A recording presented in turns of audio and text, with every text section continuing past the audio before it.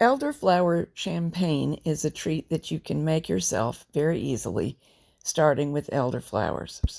This recipe makes about half a gallon, and you can double it or triple it based on what's available to you.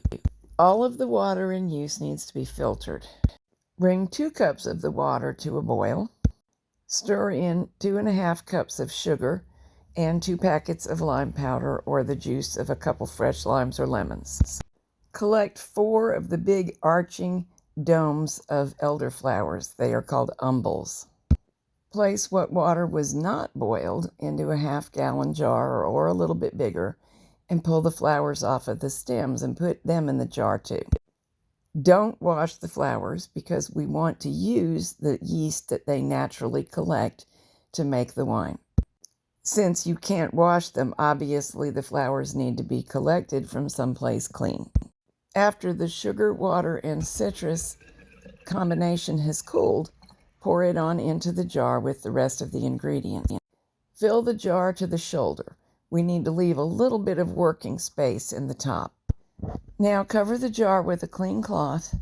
I'm going to twist tie it into place. You can also use a rubber band. We don't want bugs to get into it, but it does need to breathe for this stage.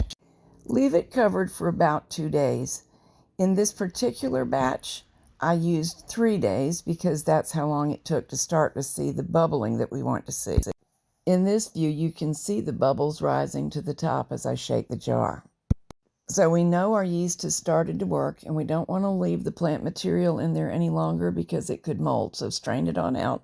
Be sure to use plastic bottles because we're not going to use any kind of fancy fermentation lock, and the bottles will swell a little bit. Here you can see the bubbles beginning to rise to the top of the recently strained champagne. We'll leave the champagne working in these bottles for about 2 weeks. It's actually better to go by what it tastes like to you than an exact time frame. Unscrew the lid once a day to relieve the pressure. This has only been working a couple of hours and already I can hear it hiss. I'll play this clip again for you and be quiet. That's pretty much it. When it tastes good and it is bubbly, chill it and serve it. Some people chill it for the entire 2nd week of the fermentation process. It's not really champagne, of course. It's not nearly that alcoholic, and it's not made from grapes, and champagne grapes or even specific grapes. But it is a light, refreshing, slightly alcoholic, fun thing to do in the spring.